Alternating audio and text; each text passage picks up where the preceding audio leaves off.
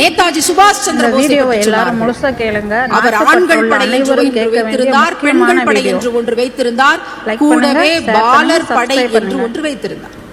அந்த பாலர் படையில் 6 வயது சிறுவர்கள் சிறுமிகள், 7 வயது சிறுவர்கள் சிறுமிகள், 10 வயது வரைக்கும் சிறுவர்கள் சிறுமிகள் அதில் இருக்கிறார்கள். அவர்கள் கையிலே ஒரு சிறு துப்பாக்கி கொடுத்து பயிற்சி கொடுக்கிறார்கள். அவர்களுடைய வேலை என்ன தெரியுமா? ஒரு சிறிய வெடிகுண்டை ஒரு பெல்ட்டிலே கட்டி முதுகுல கட்டி விட்டுருவாங்க. அந்த சின்ன குழந்தைகள் அங்கங்கே நிறுத்தி வைக்கப்பட்டிருக்கக்கூடிய வெள்ளைக்காரர்களுடைய வெடிமருந்து டேங்குகளுக்குள் செல்ல வேண்டும். அந்த வெடிமருந்து டேங்குகள் சுதந்திர போராட்டத்திற்காக உழைத்துக் கொண்டிருக்கிற கூட்டத்தை அடித்து நொறுக்கி அழித்து விட வேண்டும் என்பதற்காக வெள்ளைக்காரர்கள் ஏற்பாடு செய்து வைத்திருக்கக்கூடிய டேங்குகள்.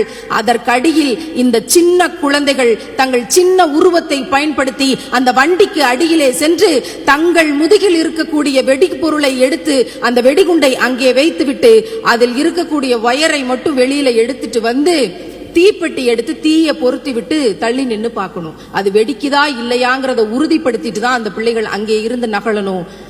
100 பிள்ளைகள் இந்த வேலையை செய்கிறார்கள் என்றால் அந்த டேங்குகள் வெடித்து சிதறுகிற போது 90 பிள்ளைகள் பலியாவதற்கான சதைகள் எல்லாம் அந்த டேங்குகளோடு கருகி போவதற்கான வாய்ப்புகள் தான் அதிகம்.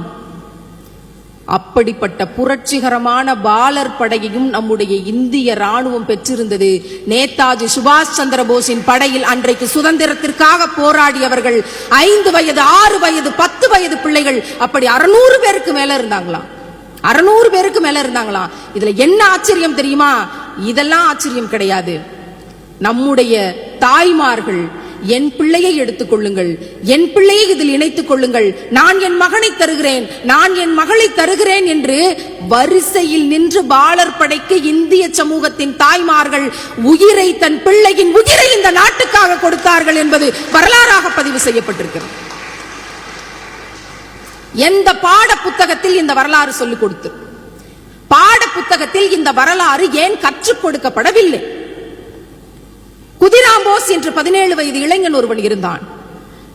வந்தே மாதரம் என்று முழங்கியதற்காக தூக்கு கயிற்றுக்கு முன்னால் செத்து போனான். அவன் மரணிப்பதற்கு முன்பாக அவனுடைய தாய் அங்க நின்று கத்தி அழறா. இதுக்காக தான் நான் 10 மாசம் உன்னை சுமந்து பெற்றெடுத்தேன் மகனேன்னு அழும்போது அந்த 17 வயது இளைஞன் சொல்றான், அம்மா தயவு செய்து அழாதீங்க, உங்களுக்கு மறுபடியும் ஒரு குழந்தை பிறக்கும், நானே உங்களுக்கு மகனா வந்து பிறக்கிறேன், அழாதீங்கன்னு அவன் சொல்றான். அதுக்கு அந்த அம்மா அந்த நேரத்துல கூட அந்த வயிற்றெரிச்சலோடு சொல்றா, எனக்கு மறுபடியும் ஒரு மகன் பிறக்கலாம், அப்படி பிறந்தால் நீதான் பிறந்தாய் என்று எப்படியப்பா நான் தெரிந்து கொள்வேன் என்று கேட்கிற போது எந்த அளவிற்கு நாட்டுப்பற்று இருந்தால் அவன் இப்படி ஒரு பதிலை சொல்லி இருப்பான் என்று நினைத்து பாருங்கள். உங்களுக்கு மகன் பிறந்த பொழுது அவனுடைய கழுத்தை தடவி பாருங்கள், தூக்கு கயிற்றின் தடம் இருக்கும் என்று ஒரு இளைஞன் பதிவு செய்துவிட்டு சென்றிருக்கிறான் என்றால்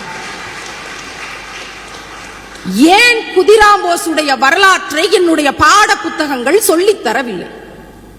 ஏன் என்னுடைய அடுத்த தலைமுறை பிள்ளைகளுக்கு என்னுடைய கல்வி திட்டத்தில் இடம் இல்லை என்று இந்த மன்றத்தில் நாங்கள் கேள்வியை முன்வைக்கிறோம். இந்த மேடை நிரம்பி வழிய வழிய பகத்சிங்கை பற்றி சொன்னார்கள். பகத்சிங் பல உண்ணாவிரத போராட்டங்களை சிறைச்சாலைக்குள் இருந்து முன்னெடுத்த பொழுது பகத்சிங்கோட அப்பா அந்த சிறை அதிகாரிக்கு கடிதம் எழுதுகிறார்.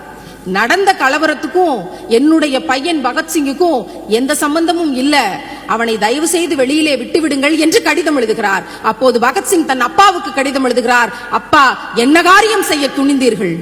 உங்கள் மகன் என்ன அவ்வளவு கோழையா? சாவுக்கு பயந்து விட்டீர்களா? அல்லது நான் சாவை பார்த்து பயப்படுவேன் என்று நினைத்து விட்டீர்களா? எப்படி நீங்கள் இப்படி ஒரு கடிதத்தை எழுத முடியும்? இந்த நாட்டிலே விடுதலைக்காக போராடியதற்காக என் உயிரை எடுப்பான் என்று தானே நீங்கள் பயந்திருக்கிறீர்கள். இந்த நாட்டின் விடுதலைக்காக உயிரை கொடுப்பதை விட வேறென்ன பாக்கியம் எனக்கு இருக்கக்கூடும் என்று ஒருவன் கடிதம் எழுதினானே. ஏன் அந்த பகத்சிங்கினுடைய முழு வரலாறும் இந்த கடிதமும் என்னுடைய பாடத்திட்டத்தில் வைக்கப்படவில்லை? ஏன் அவை கல்வியாக மாற்றப்படவில்லை? பகத்சிங்கினுடைய அன்பு தோழன் யதீந்திரநாத் தாஸ் என்ற ஒரு இளைஞன் இருந்தான். நாமெல்லாம் ஒருவேளை சரியான உணவு எடுத்துக்கொள்ளவில்லை என்றால் கூட அரை மயக்க நிலைக்கு சென்று விடுவோம். அப்படிப்பட்ட வாழ்க்கை வாழ்ந்து கொண்டிருக்கிறோம். ஆனால் வெள்ளைக்காரன் எங்களை அடிமையாக நடத்துகிறான் என்று சிறைச்சாலையில் போராடி 63 நாட்கள் தொடர்ந்து உண்ணாவிரதம் இருந்தான். ஒரு நாள் 2 நாள் அல்ல, 63 நாள் உண்ணாவிரதம் இருக்கிறான். 63வது நாள் வெள்ளைக்காரன் வருகிறான். அவனுடைய மூக்கிலே 2 ரப்பர் குழாயை அனுப்பி 2 லிட்டர் பாலை மிக விசையோடு அழுத்தி 2.5 லிட்டர் பாலை உள்ள செலுத்தணும்னு முயற்சி பண்றான். 1.5 லிட்டர் பாலை உள்ள செலுத்திட்டான். இன்னும் எப்படி இந்த 1/2 லிட்டரை செலுத்துவது என்று நினைத்து கொண்டிருக்கிற போதே அதையும் செலுத்தி தொலைத்து விட்டான். அவர்கள் எல்லாம் கொக்கரிக்கிறார்கள், இவர்களுடைய உண்ணாவிரத போராட்டத்தை தடுத்து நிறுத்திவிட்டோம் என்று. அந்த ரப்பர் குழாயை வெளியிலே எடுக்கிற போது வாயிலும் மூக்கிலும் கொஞ்சம் அவனுக்கு ரத்தம் வருகிறது. யதீந்திரநாத் தாஸ் நினைத்து பார்க்கிறான், 63 நாட்கள் ஒரு சொட்டு நீர் கூட அருந்தாமல் இப்படி உண்ணாவிரத போராட்டம் இப்படி பலவந்தப்படுத்தி இயலாத நிலையில் இருந்த என் மூக்கிற்குள்ளே செலுத்தி இப்படி செலுத்தி விட்டார்களே, என்ன செய்வது என்று நினைத்து பார்க்கிறான். அடுத்த நொடியில் அந்த ரத்தத்தை பருகுவதற்காக ஈக்கள் வந்து ஒட்டுகிறது. படார் என்ற அந்த ஈக்களை தட்டுகிறான். அந்த ஈக்களை எடுத்து வாய்க்குள் போட்டு விடுகிறான். அப்படியே 2 லிட்டர் பாலையும் வாந்தியாக வெளியிலே எடுத்துவிட்டு அடுத்த நொடி தன் தலையை 2 முறை இப்படி சிலுப்பி விட்டு கீழே சரிகிறான். அப்படியே மரணித்து போகிறான். சாகும் போது கூட உண்ணாவிரதத்தின் நேர்த்தியை இந்த உலகத்திற்கு கற்றுக் கொடுத்து விட்டு போனவன் யதீந்திரநாத் தாஸ்.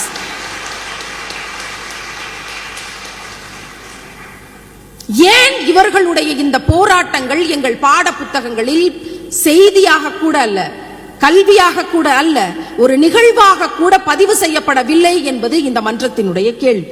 நாங்கள் கல்வி திட்டத்தால் கலையை வளர்க்கிறோம், கல்வி திட்டத்தால் நாட்டுப்பற்றை வளர்க்கிறோம், கல்வி திட்டத்தால் மனித வளத்தை வளர்க்கிறோம் என்று சொல்லிக் கொண்டிருக்கும் இந்த நாடு ஏன் இவர்களுடைய வரலாற்றை கொடுப்பதற்கு மறந்து போனது என்பது எங்கள் கேள்வியாக இருக்கிறது. இந்த அரங்கம் உரக்க கரவொலி எழுப்பட்டும், இது கேட்க வேண்டிய இடத்திற்கு கேட்கட்டும்.